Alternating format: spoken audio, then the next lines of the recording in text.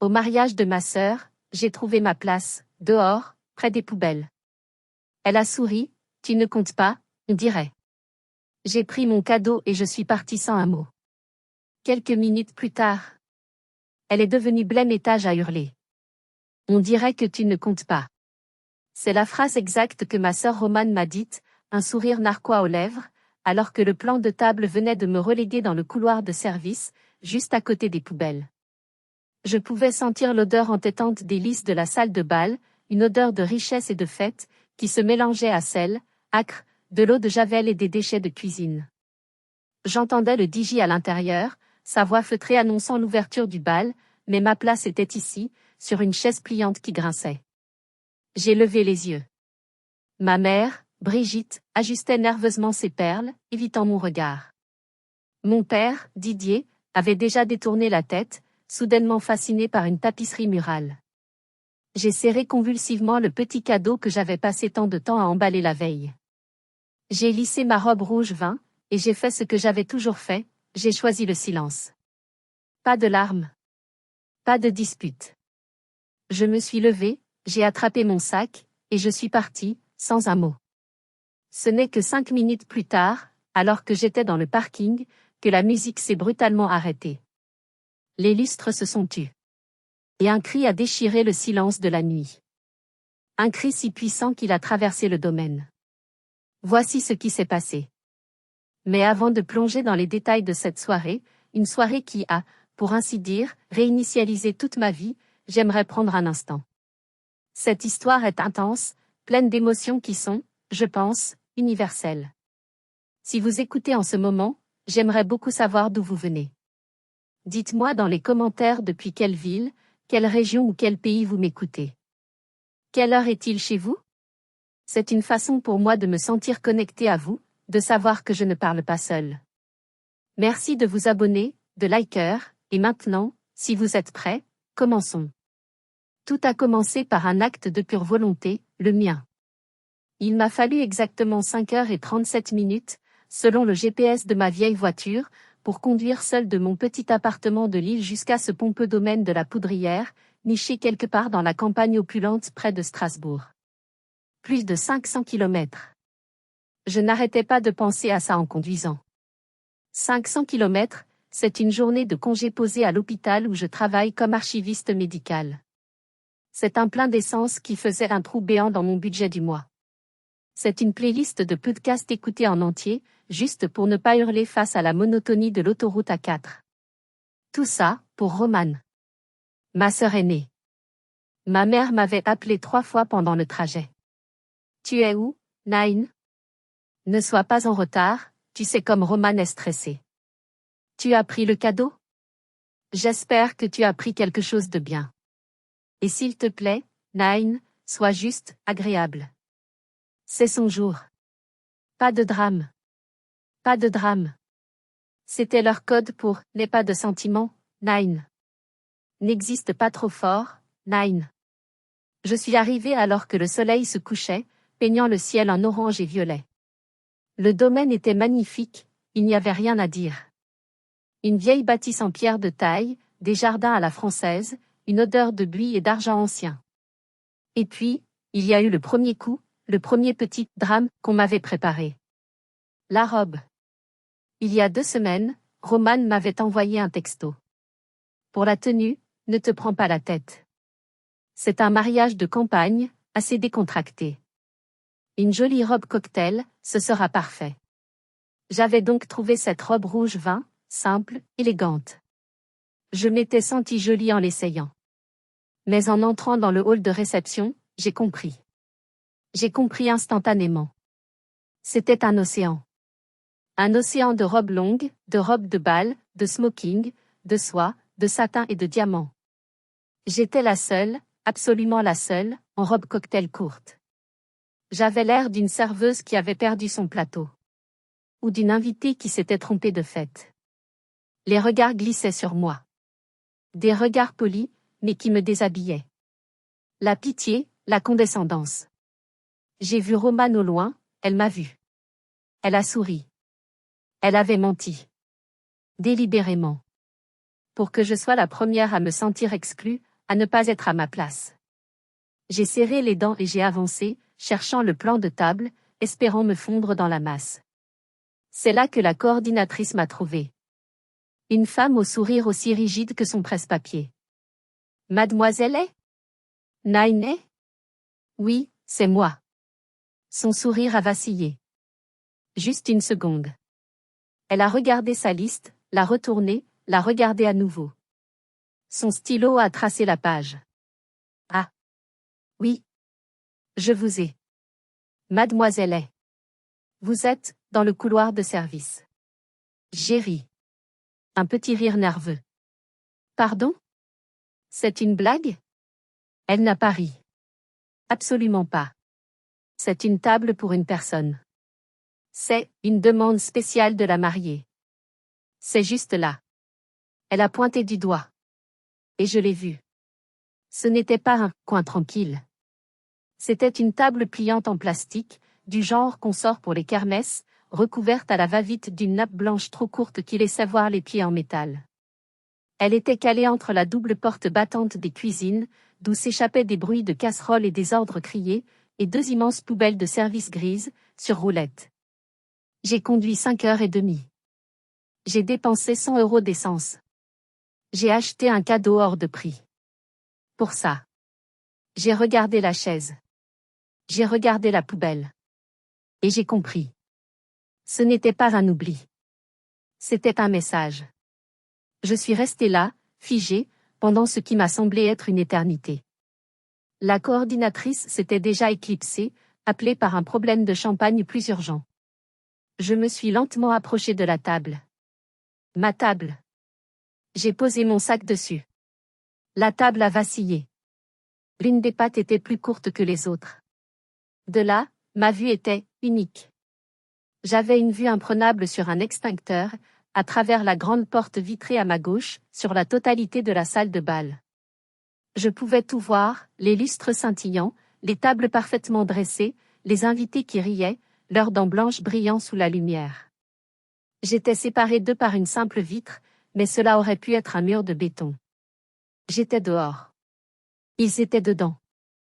J'ai vu ma mère, Brigitte. Elle tenait une coupe de champagne, sa robe en soie lavande la faisait paraître 10 ans de moins. Elle riait, la tête renversée en arrière, à quelque chose que le père de Valentin, le marié, venait de dire. Elle ne m'a pas cherché du regard. Pas une seule fois. J'ai vu mon père, Didier. Il se tenait près du bar, un verre de whisky à la main. Il a regardé dans ma direction. Nos yeux se sont croisés. J'ai vu la gêne sur son visage. Il a vu où j'étais. Il a vu la table, il a vu les poubelles. Et il a fait ce qu'il a toujours fait. Il a détourné le regard. Il a levé son verre vers un inconnu et a fait semblant de ne pas m'avoir vu. La lâcheté. C'était donc ça, l'odeur de la lâcheté. Ça sentait le whisky et l'eau de Javel. Mon téléphone a vibré dans mon sac. Je l'ai sorti. C'était le message que ma mère m'avait envoyé avant que j'arrive. S'il te plaît, Nine. Pas de drame aujourd'hui. C'est le jour de Roman. Pas de drame. Cette phrase. Combien de fois l'avais-je entendue? C'était leur mot de code pour « Reste à ta place, Nine. Ne te plains pas, Nine.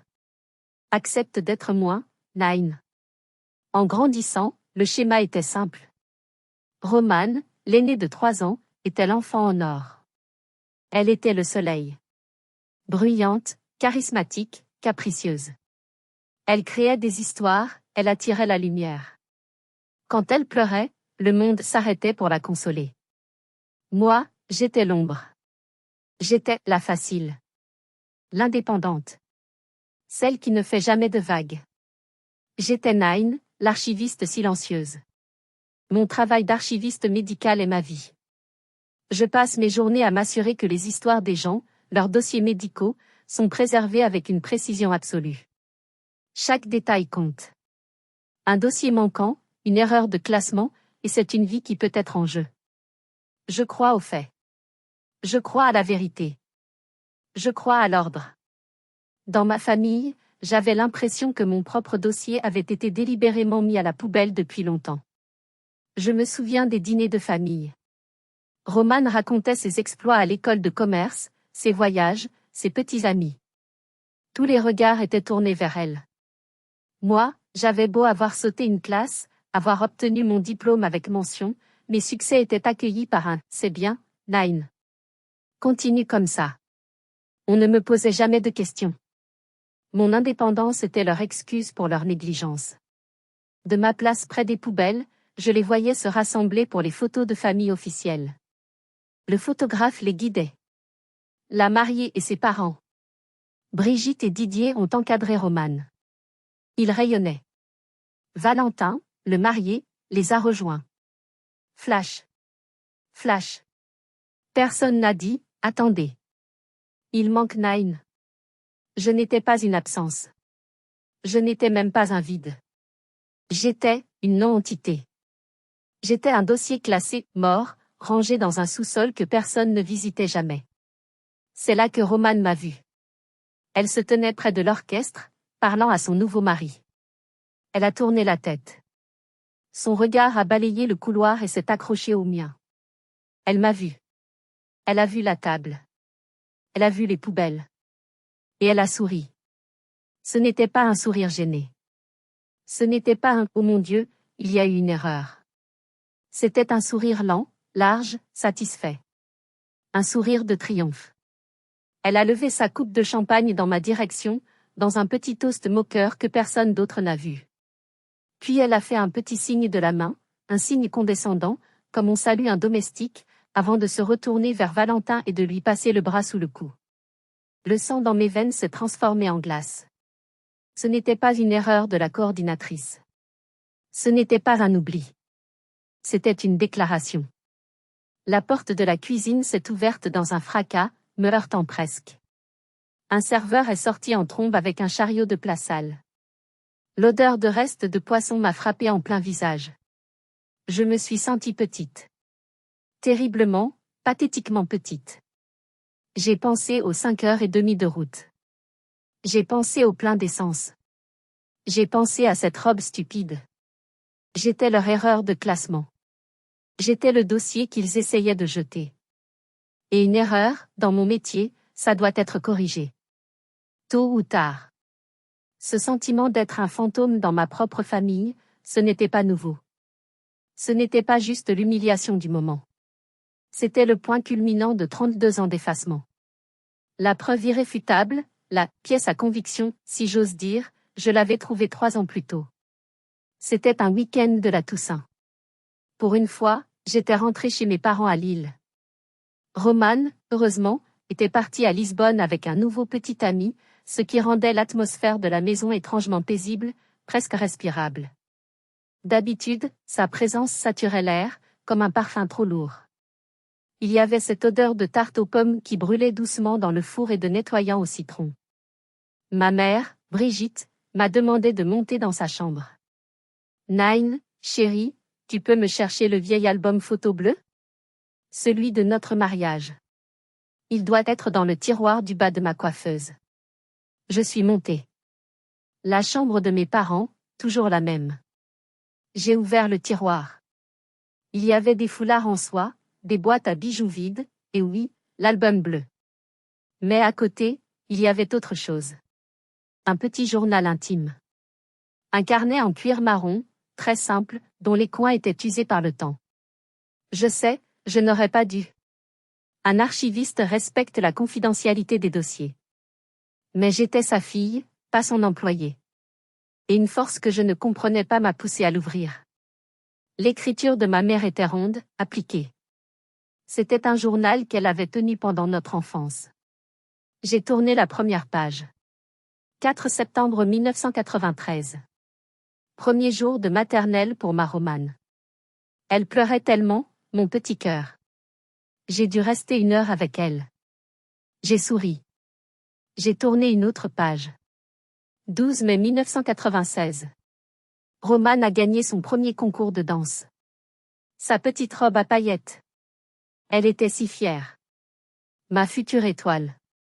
J'ai continué à tourner les pages, de plus en plus vite. 10 février 1997. Anniversaire de Romane. 5 ans. Elle a eu le poney qu'elle voulait. 18 juin 2011. Romane est reçue à son école de commerce. Champagne. Je suis si fière, je n'arrête pas de pleurer. Romane. Romane. Romane. Mon cœur a commencé à battre d'une façon étrange. J'ai cherché. J'ai cherché mon nom. Juste une fois. Mon anniversaire est le 14 février. J'ai cherché les 14 février. Rien. Pas un mot. J'ai cherché ma rentrée en CP, moi qui savais déjà lire. Rien. J'ai cherché le jour où j'ai sauté une classe. Rien. J'ai cherché mon diplôme d'archiviste, obtenu avec la mention très bien. Rien. 30 ans de la vie de ma mère, et mon nom n'apparaissait pas. Pas une seule fois. Ce n'était pas le journal de ses filles. C'était le journal de Romane. J'étais assise sur le tapis épais de sa chambre, le carnet marron dans les mains, et je suffoquais. Ce n'était pas un oubli. C'était une omission. C'était un effacement. C'était la preuve, noir sur blanc, que dans l'histoire privée de ma mère, je n'avais jamais vraiment existé. Je suis descendue. Le journal à la main. Ma mère était dans la cuisine, sortant la tarte noircie du four. Maman? Ah, tu as trouvé l'album? Parfait. Oh. Elle a vu le carnet. Elle a pâli. Qu'est-ce que tu fais avec ça? C'est privé, Nine. Je l'ai lu, ai-je dit, ma voix blanche. Pourquoi? Pourquoi n'y a-t-il rien sur moi? Pas un mot. Comme si je n'existais pas. Ma mère a posé la tarte. Elle s'est essuyée les mains sur son tablier. Et elle a fait ce qu'elle faisait de mieux, elle a nié ma douleur. Elle a eu un petit rire condescendant. Oh, Nine. Tu es si, littéral. Toujours à t'accrocher aux détails. C'est ton côté archiviste, je suppose. Tu analyses tout, tu classes tout. Elle s'est approchée, m'a tapoté la joue. Un geste qui se voulait affectueux mais qui était d'une violence inouïe. Romane, c'était différent. Elle avait besoin de moi. Elle était si sensible, si expansive. Elle prenait toute la place, c'est vrai. Elle a souri, comme si elle me confiait un secret mignon. Toi, tu étais la facile. Tu n'as jamais eu besoin de tout ça. Tu as toujours été si forte, si indépendante. Tu as toujours été bien, toute seule. Tu as toujours été bien. Ce n'était pas un compliment. C'était une sentence. C'était la justification de sa propre négligence. Ce n'était pas que j'étais forte, c'était qu'ils étaient paresseux. Il est tellement plus facile de n'arroser qu'une seule plante. Je l'ai regardé. Je n'étais pas bien, maman. J'étais juste silencieuse. Assise dans le couloir du mariage, l'odeur de Javel me montant à la tête, les mots de ma mère résonnaient. Tu as toujours été bien. Non. Je n'étais pas bien. J'en avais juste assez. J'en avais assez d'être un dossier classé sans suite. Ma mère avait raison sur un point. J'étais une archiviste. Et ce soir-là, en regardant ma famille rire et danser de l'autre côté de la vitre, j'ai su que j'avais archivé cette colère, cette humiliation, cette négation pendant bien trop longtemps. Il était peut-être temps d'ouvrir les archives. Et de faire un audit. Les portes de la cuisine battaient à un rythme régulier, libérant des bouffées de chaleur et l'odeur de la vaisselle sale. Le personnel entrait et sortait, me jetant des regards curieux, certains rapitoyés, d'autres moqueurs. Je faisais de mon mieux pour me fondre dans le mur, pour devenir aussi grise que les poubelles à côté de moi. Mon téléphone est resté silencieux sur la table. Je n'avais envoyé aucun message. Je n'avais appelé personne. J'étais dans une bulle de silence et d'humiliation. Et c'est là qu'elle est apparue. Comme une apparition divine, ou plutôt démoniaque. Romane. Elle s'est avancée dans le couloir, sa robe blanche immaculée traînant sur le sol en linoléum, un exploit de navigation entre les chariots et les taches. Elle tenait une coupe de champagne à la main. Elle ne s'est pas arrêtée à la porte vitrée, cette fois. Elle est venue jusqu'à ma table. Elle s'est plantée devant moi, me dominant de toute sa hauteur et de tout l'éclat de son bonheur fabriqué. Chat, a-t-elle commencé, sa voix mielleuse, le même ton qu'elle utilisait pour parler au chien. J'ai vu qu'il t'avait enfin trouvé une place. C'est pittoresque. Je n'ai rien dit. J'ai juste levé les yeux vers elle. Elle a ri. Un petit rire aigu qui m'a écorché les oreilles. Oh, allez, Nine, ne fais pas cette tête. C'est presque poétique, non? Toi, ici. Moi, là-bas. Elle a fait un geste vague vers la salle de bal. Elle s'est penchée en avant, comme pour me confier un secret, et l'odeur de son parfum cher m'a submergée. On dirait que tu ne comptes pas, hein? Les mots. Les voilà. Prononcés. Tu ne comptes pas.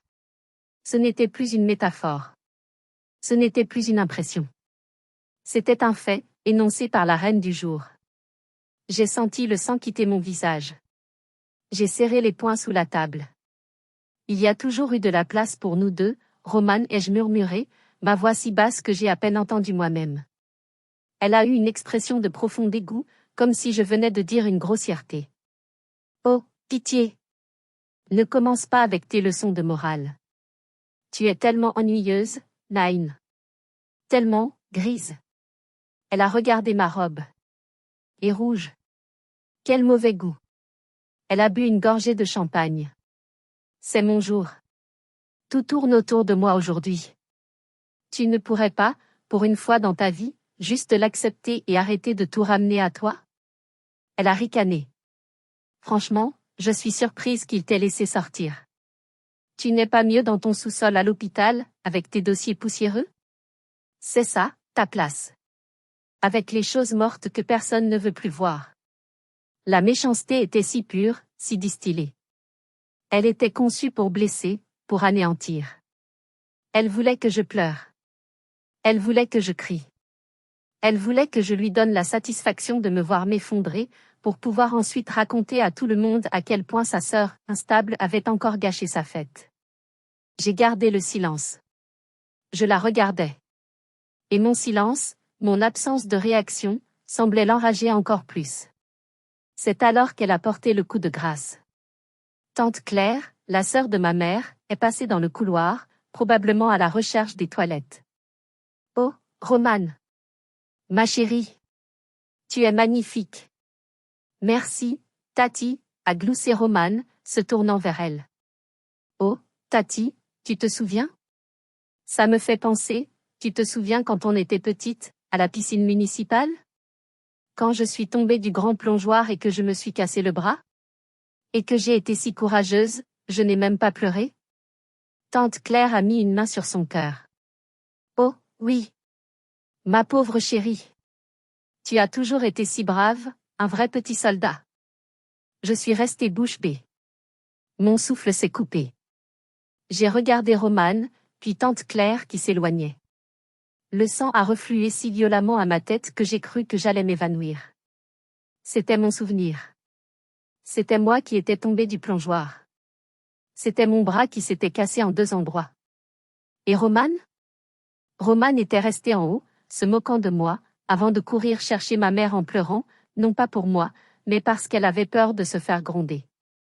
Et c'est elle, en larmes, que ma mère avait consolée en premier, alors que j'étais assise au bord du bassin, tenant mon bras qui pendait. Elle venait de le faire. Devant moi. Elle venait de voler mon passé. Elle venait de réécrire l'histoire, de falsifier le dossier, avec un sourire. Ce n'était plus de l'humiliation. C'était une annulation. C'était une négation de mon existence même. J'ai senti quelque chose se briser en moi. Mais ce n'était pas de la tristesse. C'était une colère. Une colère froide, pure, et absolument stable. La colère d'une archiviste qui voit un document historique inestimable être délibérément jeté au feu. Roman m'a regardé, un dernier sourire triomphant. Elle avait gagné. Elle le pensait. Elle ne savait pas. Elle ne savait pas ce qu'elle venait de déclencher. À ce moment-là, j'avais deux choix. Faire un scandale, renverser la table, et confirmer à tous que j'étais la folle instable qu'elle décrivait. Ou rester silencieuse, ravaler ma salive, et mourir un peu plus à l'intérieur. Je suis sûre que beaucoup d'entre vous ont connu ce genre de dilemme familial impossible. Que faites-vous quand on vous pousse à bout? Que auriez-vous fait à ma place? Vraiment, dites-le moi dans les commentaires.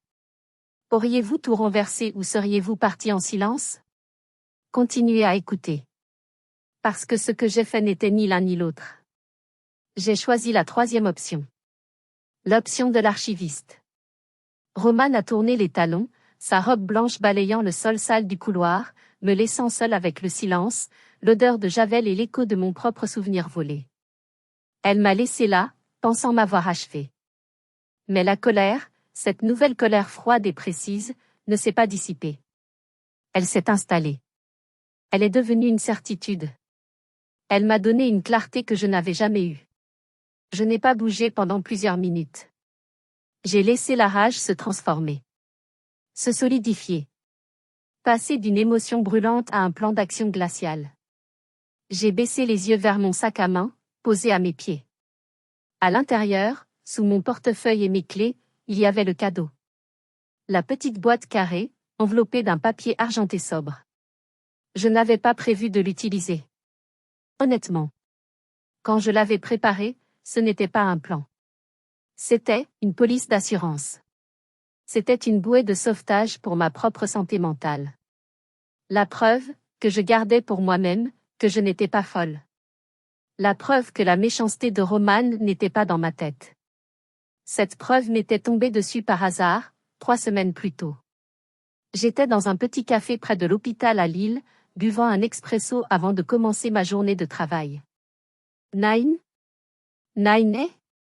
Une femme m'avait reconnue. C'était Sophie. Une ancienne collègue de Roman, de l'époque où elle travaillait à Paris, avant qu'elle ne rencontre Valentin et ne décide de se ranger. Sophie avait été mutée à Lille, le monde est petit. On a pris un café. Elle était gentille, mais visiblement tendue. Au bout de 20 minutes de banalité, elle a vidé son sac. Écoute, Nine, je sais que c'est ta sœur, mais elle va se marier, n'est-ce pas? Avec ce Valentin? Le type de la logistique? Oui, le mois prochain, avais-je répondu, méfiante. Sophie avait secoué la tête, un rictus de dégoût sur le visage. Ce pauvre type. Il n'a aucune idée. Elle m'a tout raconté. Romane n'avait pas seulement été une collègue odieuse. Elle avait monté une arnaque sophistiquée sur un budget de communication, détournant des fonds, et quand le pot aux roses avait été découvert, elle avait fait en sorte que tout retombe sur Sophie. Sophie avait été licenciée pour faute grave. Elle avait perdu sa réputation, son appartement à Paris, et avait dû repartir de zéro à Lille. Mais ce n'est pas le pire, avait-elle dit, ses mains tremblant de colère contenue. Elle se vantait. Auprès de moi. Juste avant de me poignarder dans le dos. Elle se vantait de la façon dont elle avait attrapé Valentin. Mon cœur s'était arrêté. Comment ça? Elle l'appelait son projet de retraite. Elle disait qu'il était adorable, mais tellement naïf. Elle était si fière d'elle, si arrogante, qu'elle m'a envoyé des captures d'écran de leur conversation. Comme un trophée. Pour me prouver à quel point elle était plus maligne que tout le monde. Sophie avait sorti son téléphone. Elle avait fait défiler. Et elle m'avait montré. Des bulles de texte bleu pâle. Des messages de Roman à Valentin, et des messages d'elle à une autre amie. J'ai juste eu à pleurer un peu en parlant de mon ex toxique et il m'a offert le sac Birkin. Tellement facile. Lol. Il parle d'un contrat de mariage. Je lui ai fait une scène, j'ai dit que ça brisait la magie et que je ne pouvais pas faire confiance à un homme qui ne me faisait pas confiance. Il s'est excusé pendant 1 heure. Idiot. La maison de campagne sera à mon nom. J'y travaille. Il va signer. Avant Noël, c'est plié. Et le pire.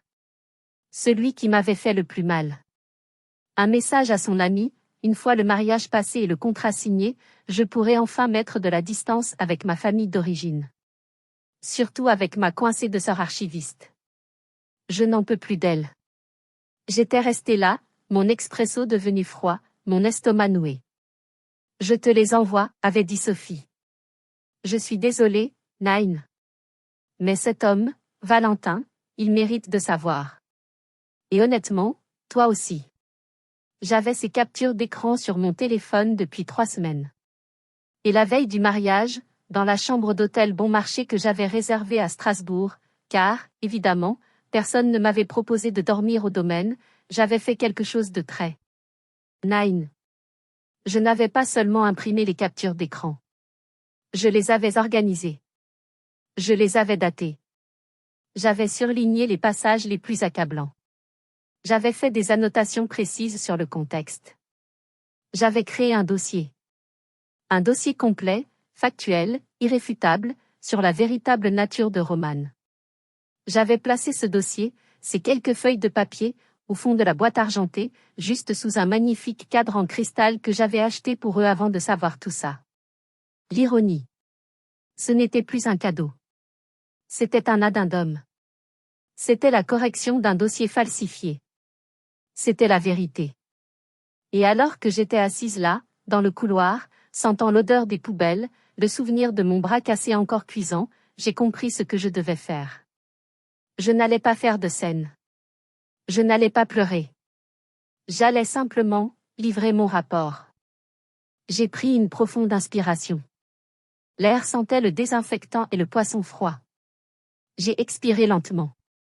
La colère froide était devenue une clarté absolue, une sorte de paix chirurgicale.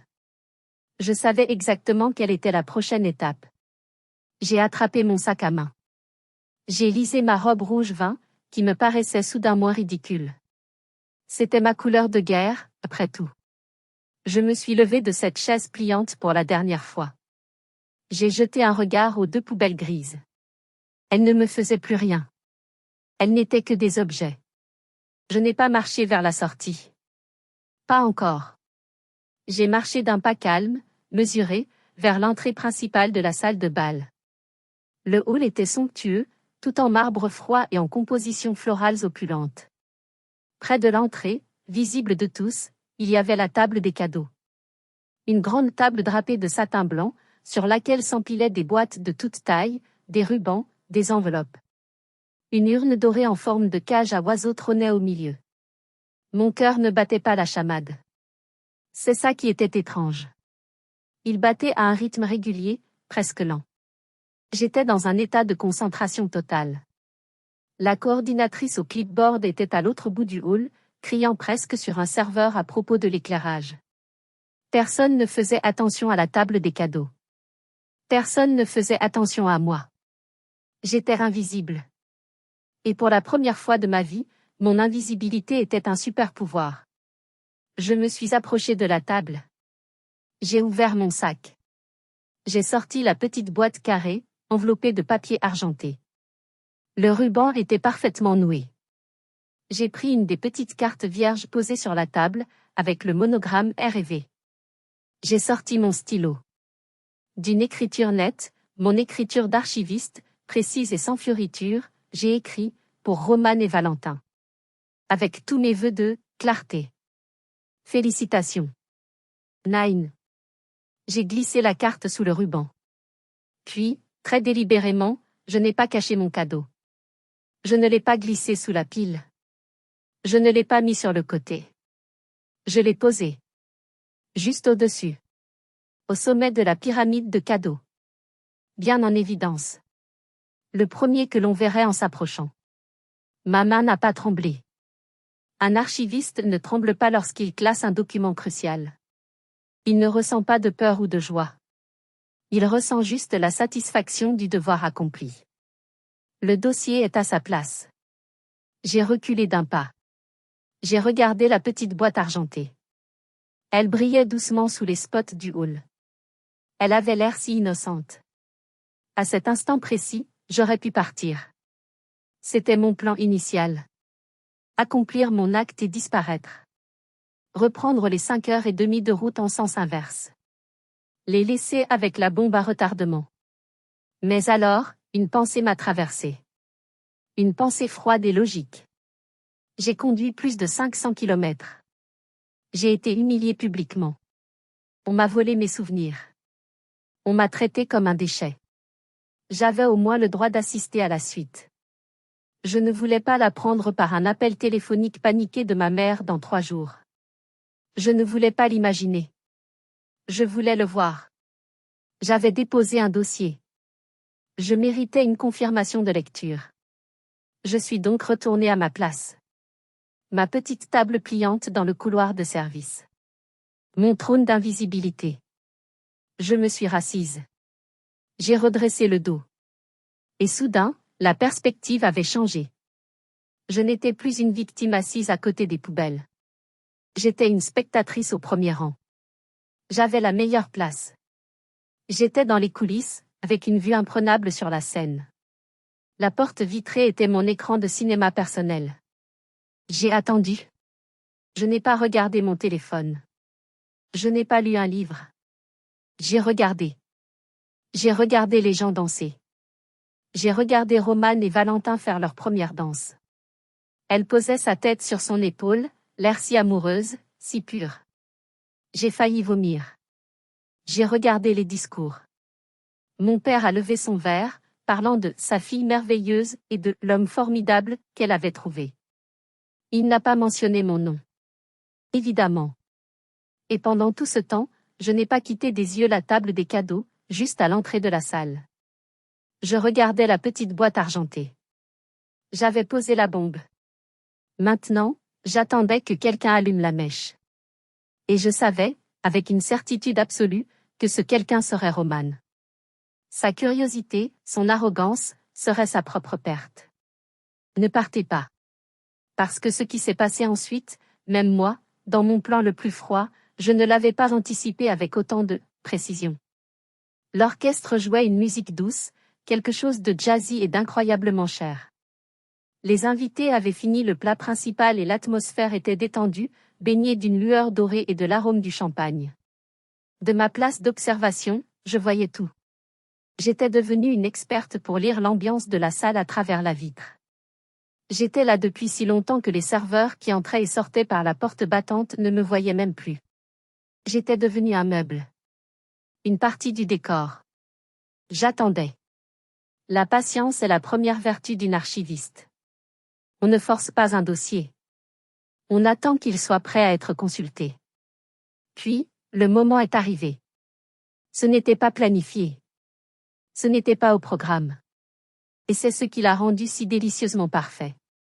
C'était Tante Claire. La même Tante Claire à qui Romane avait volé mon souvenir. Elle était visiblement éméchée, tenant son verre de champagne de manière un peu précaire. Elle s'est approchée du micro, laissée sans surveillance par le chef d'orchestre. Et si les mariés, a-t-elle gloussé dans le micro, sa voix résonnant soudain dans toute la salle, et s'ils ouvraient un cadeau? Juste un. Pour voir. Il y a eu une vague d'applaudissements et de rires. Les gens aiment ce genre de petite interruption spontanée. Romane, au centre de l'attention, a adoré. C'était une scène de plus pour elle. Elle a porté ses mains à ses joues dans un geste faussement modeste. Oh, Tante Claire. Vous êtes terrible. D'accord, juste un. Valentin, à côté d'elle, souriait. Il avait l'air d'un homme profondément amoureux. Il lui a caressé la main. Ce pauvre homme. Je vais le chercher, s'est écriée Tante Claire. Elle a titubé joyeusement vers l'entrée, vers la table des cadeaux. Je prends le premier que je vois. Le plus joli. Celui-ci. Mon cœur n'a pas accéléré. Il a juste donné un coup. Un seul coup, sourd et puissant, dans ma poitrine. Elle avait pris la boîte argentée. Ma boîte. Elle l'a ramenée, la tenant en l'air comme un trophée. Elle l'a déposée devant Romane, à la table d'honneur. De ma place dans le couloir, j'étais au cinéma. Un film muet, mais en très haute définition. La musique s'était adoucie, mais elle ne s'était pas arrêtée. Un violoniste jouait une mélodie douce en arrière-plan. J'ai tout vu. J'ai vu Romane rire, ravie. J'ai vu ses doigts manucurés, couverts de diamants, défaire le ruban avec une impatience enfantine. J'ai vu le papier argenté se déchirer et tomber au sol. J'ai vu ses mains ouvrir la boîte. Et j'ai vu son sourire se figer. Ce fut un moment d'une pureté absolue. Le sourire n'est pas parti d'un coup. Il s'est figé, comme une image sur un écran d'ordinateur qui plante. Ses yeux se sont baissés vers le contenu. Elle a vu le cadre en cristal. Et elle a vu, sous le cadre, les feuilles de papier pliées. Valentin, à côté d'elle, se penchait en avant, curieux. Qu'est-ce que c'est, mon amour? Une lettre d'amour? Il riait. J'ai vu Roman essayer de refermer la boîte, un mouvement brusque, paniqué. Oh, ce n'est rien. C'est juste des vœux. De ma sœur. Sa voix, même de loin, j'imaginais qu'elle était devenue aiguë. Mais Valentin, toujours souriant, a tendu la main. De Nine? Oh, c'est gentil. Laisse-moi voir ce qu'elle a écrit. Et avant qu'elle ne puisse l'arrêter, il a plongé la main dans la boîte et a saisi les feuilles de papier. Le violoniste jouait toujours. Une table voisine a éclaté de rire. Et j'ai regardé le visage de Valentin. C'était comme regarder un lac gelé se fissurer au ralenti. D'abord, la curiosité. Il a déplié la première page. Puis, la confusion. Il fronçait les sourcils, ses yeux parcourant les bulles de texte bleu pâle. Puis, l'incrédulité. Il a secoué la tête, comme pour chasser une image. Il a regardé Romane. Elle était livide. Puis, la compréhension. J'ai vu la couleur quitter son visage. Il est devenu blanc. D'un blanc de cire. Plus blanc que la robe de sa femme. Et enfin, une fureur. Mais une fureur froide, silencieuse. Il a levé les yeux des papiers et a regardé Romane. Le violoniste a fait une fausse note. Une note aiguë, stridente, qui a déchiré l'air. La musique s'est arrêtée net. Le silence qui est tombé sur la salle était si profond, si lourd, qu'il en était presque physique. J'ai vu la bouche de Romane s'ouvrir. Et c'est là que je l'ai entendu. Même à travers la vitre épaisse du domaine. Même depuis le couloir de service, par-dessus le bruit des cuisines. Un son. Un son qui ne venait pas du cœur, mais des tripes. Un cri de pure panique, un cri d'animal piégé. Non. Le film muet venait de devenir un film d'horreur. Et le son venait d'être rétabli. Le cri de Romane a tout fait basculer. Il a aspiré tout l'oxygène de la salle. Les rires se sont figés. Les conversations se sont arrêtées en plein vol. Plus de 150 paires d'yeux se sont tournés vers la table d'honneur. Je suis resté parfaitement immobile sur ma chaise pliante. Mon cœur battait à un rythme régulier. Je n'étais pas excitée. Je n'étais pas joyeuse. J'étais attentive. Je regardais mon dossier être enfin consulté. Valentin n'a pas crié. C'est ce qui était le plus terrifiant. Il était d'un calme olympien. Un calme de marbre. Il a simplement tenu les feuilles de papier hors de portée de Romane, qui essayait de les lui arracher des mains. Qu'est-ce que c'est que ça, Romane? Sa voix, que je ne pouvais évidemment pas entendre, devait être basse. Mais elle portait, car toute la salle était suspendue à ses lèvres. Ce n'est rien. Je te dis que ce n'est rien, hurlait-elle, sa voix brisée par la panique. C'est elle. C'est ma sœur. C'est Nine. J'ai vu sa main se tendre, son doigt pointé vers le couloir. Vers moi. Pour la première fois de la soirée, plusieurs têtes se sont tournées dans ma direction. J'ai vu des visages confus me regarder, moi, la fille en robe rouge assise à côté des poubelles. Mais l'attention est vite revenue à la scène principale. Elle a tout inventé. C'est des faux. Elle est jalouse. Elle a toujours été jalouse de moi. Valentin a secoué la tête. Lentement. J'ai pu lire sur ses lèvres. Les dates y sont, Romane. Les captures d'écran. Il est si naïf. La maison sera à mon nom avant Noël. C'est ça, tes vœux? Il n'a pas lu à voix haute, mais sa voix a dû monter d'un cran, car j'ai vu les visages des invités aux tables les plus proches se décomposer. C'est là que Pascal, la mère de Valentin, est intervenue. Pendant toute la scène, elle était restée assise, rigide. C'est une femme grande, élégante, avec des cheveux d'argent coiffés en un chignon parfait. Elle ne s'était pas levée. Maintenant, elle l'a fait. Elle s'est levée lentement. Elle n'a pas regardé Roman. Elle s'est approchée de son fils. Elle n'a pas eu besoin de lui prendre les feuilles. Valentin lui en a tendu une. Elle l'a prise. Elle l'a lue. Je regardais son visage. Un visage noble, impassible. Elle a lu la page. Il lui a fallu peut-être 10 secondes. Son visage n'a pas changé. Il s'est juste durci. Il est passé de la peau au marbre. Elle n'a pas regardé Roman. Elle n'a pas regardé son fils. Elle a simplement, d'un geste très lent et très délibéré, laissé tomber la feuille de papier sur la table. Comme si elle venait de toucher un déchet. Un insecte mort. Ce simple geste était un verdict. C'était une condamnation. C'était plus puissant que n'importe quel cri, n'importe quelle accusation. Roman l'a vu. Et elle a compris qu'elle avait perdu. Elle s'est effondrée. Elle s'est tournée vers son dernier recours. Sa défense habituelle. Maman. Papa, a-t-elle hurlé, cette fois les larmes coulant, faisant des traînées noires de mascara sur son visage blême. Dites-lui. Dites-lui que c'est un mensonge. Dites-lui que ce n'est pas vrai. Tous les regards se sont tournés vers mes parents. Ma mère, Brigitte, était blanche comme la nappe. Elle s'est levée à moitié, maintenant sa coupe de champagne tremblait si fort que le liquide s'est renversé. Elle a ouvert la bouche. Aucun son n'en est sorti. Mon père, Didier, lui, était devenu rouge brique.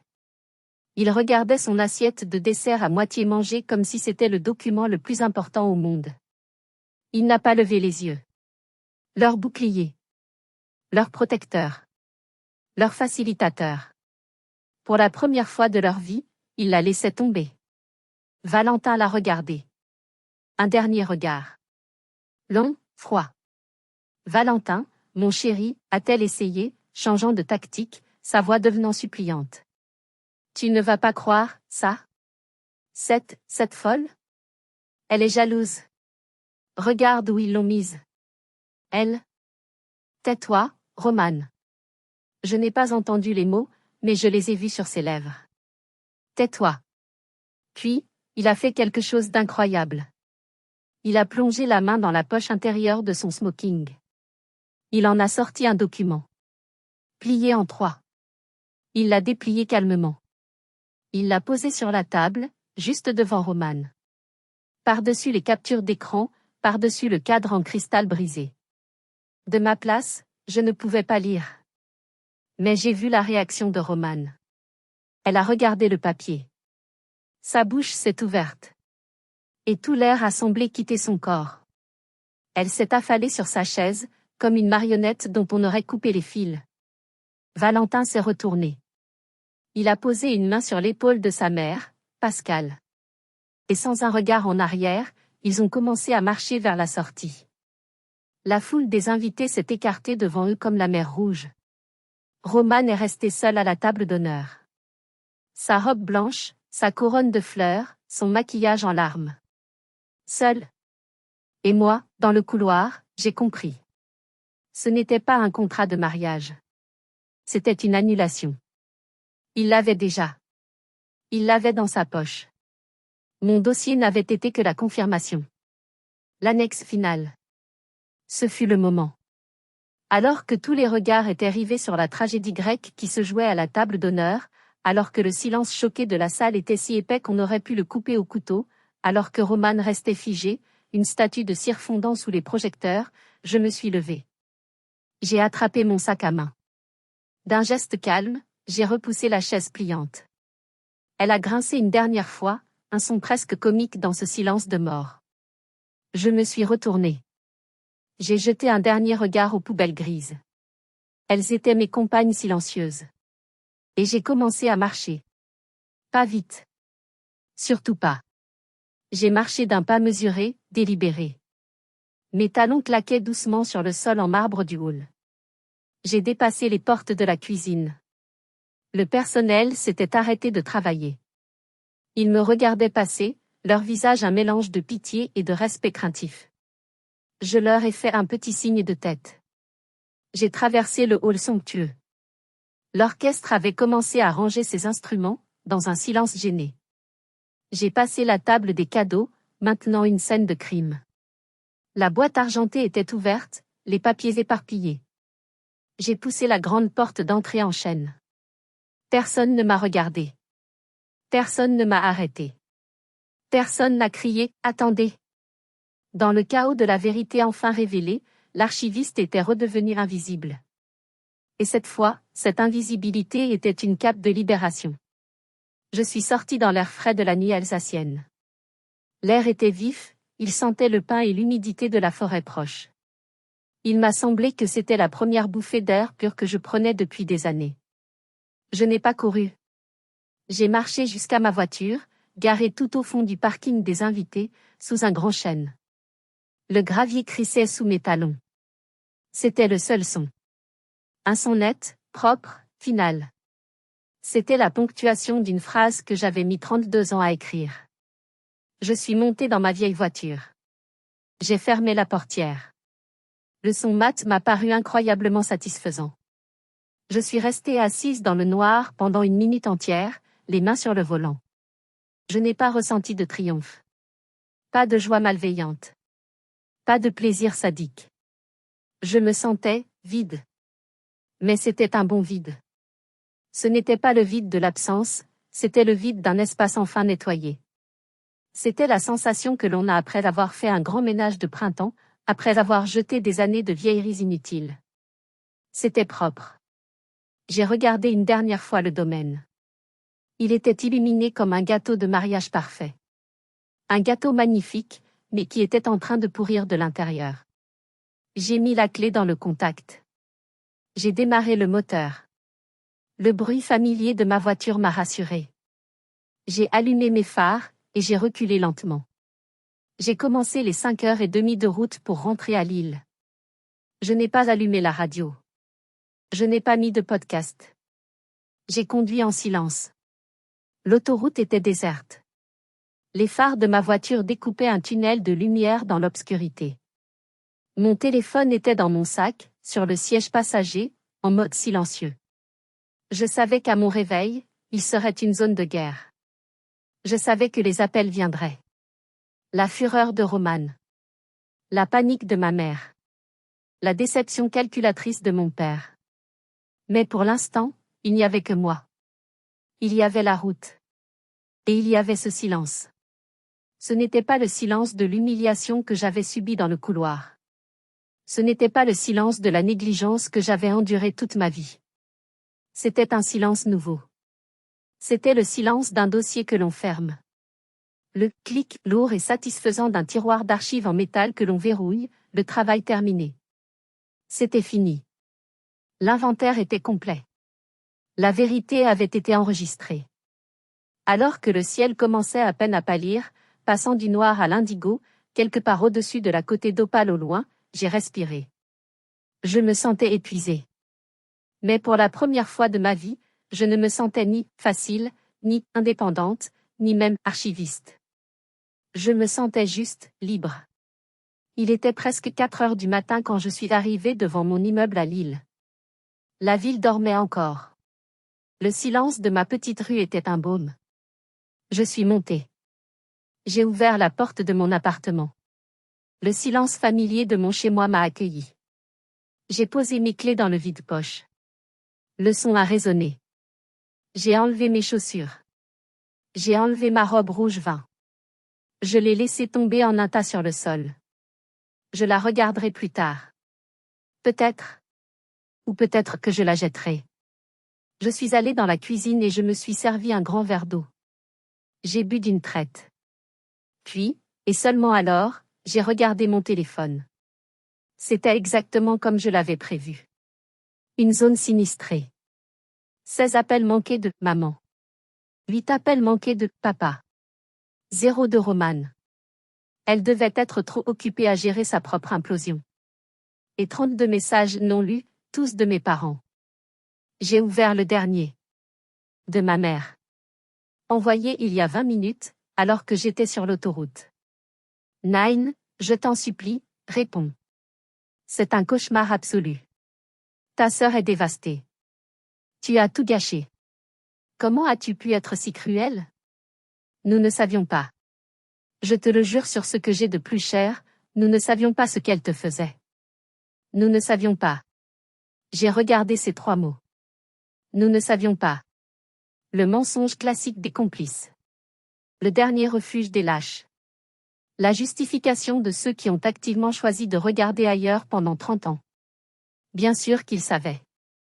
Ma mère savait, quand elle m'a dit que je n'avais jamais eu besoin d'attention. Mon père savait, quand il a détourné le regard alors que j'étais assise à côté des poubelles. Il savait, quand ils ont écouté Roman me voler mes propres souvenirs. Il savait, le jour où ma mère a cessé d'écrire mon nom dans son journal intime. Il ne savait pas les détails des captures d'écran, peut-être. Mais il connaissait l'intention. Il connaissait la cruauté. Et il l'avait laissé faire. Il l'avait encouragé. J'ai posé le téléphone sur le comptoir de la cuisine, face contre table. Je n'ai pas répondu. Je ne répondrai pas. Pas ce soir. Peut-être jamais. Je me suis fait un thé. Un thé à la menthe. J'ai regardé le sachet infusé. Je me suis assise à mon bureau. J'ai allumé mon ordinateur. L'écran m'a illuminé le visage. J'ai regardé mes dossiers de travail. Ordonné. Clair. Logique. Le travail d'un archiviste, ce n'est pas seulement de préserver le passé. C'est de préserver la vérité du passé. C'est de s'assurer que les faits ne sont pas déformés, que l'histoire n'est pas réécrite par ceux qui ont le plus de pouvoir, ou ceux qui crient le plus fort. Ma famille avait construit une archive frauduleuse. Une histoire fausse, pleine de trous, de dossiers blanchis et de récits inventés, avec Romane comme héroïne et moi comme note de bas de page effacée. Je n'avais pas tout gâché. Je n'avais pas été cruel. J'avais simplement soumis l'addendum. J'avais ajouté les pièces manquantes au dossier. J'avais corrigé l'archive. J'ai ouvert un navigateur web. J'ai regardé une carte de la Côte d'Opale. C'est près de chez moi, mais je n'y vais jamais. J'ai trouvé une petite maison d'hôte à 800, face à la mer. J'ai réservé pour le week-end prochain. Je me suis levée et je suis allée sur mon petit balcon. L'air de l'île était frais. Le ciel commençait à pâlir à l'est. L'aube. Au mariage de ma sœur, on m'a donné une place à côté des poubelles. Ce matin, je suis sur mon balcon, en paix, regardant la ville s'éveiller. C'est le même silence qu'à 4 heures du matin sur l'autoroute. Mais il a une signification différente. Le silence du couloir était une humiliation. Le silence de ma voiture était une libération. Le silence de mon appartement est un commencement. Il pensait que je resterais toujours là, dans le couloir, polie, silencieuse, attendant qu'on me remarque. Il pensait que j'étais le dossier facile, qu'on pouvait ranger dans un tiroir et oublier. Mais je n'attends plus. Je ne mendie plus une place à la table de quelqu'un d'autre. Je construis la mienne. Merci d'avoir écouté mon histoire jusqu'au bout. J'espère qu'elle a trouvé un écho en vous, d'une manière ou d'une autre. Si vous avez apprécié, si vous vous êtes reconnu, pensez à laisser un « j'aime » et à vous abonner pour ne pas manquer les prochaines histoires. Si vous avez déjà été mis de côté, effacé, ou traité comme moins que rien par ceux-là même qui étaient censés vous aimer et vous protéger, sachez ceci, partir n'est pas une faiblesse. Dire votre vérité n'est pas un drame. C'est le début de votre liberté. Et maintenant, c'est à vous. Dites-moi dans les commentaires, avez-vous déjà dû vous éloigner de votre propre famille, de vos propres amis, pour trouver la paix? Quelle est votre histoire? Je lirai chacun de vos commentaires. Prenez soin de vous.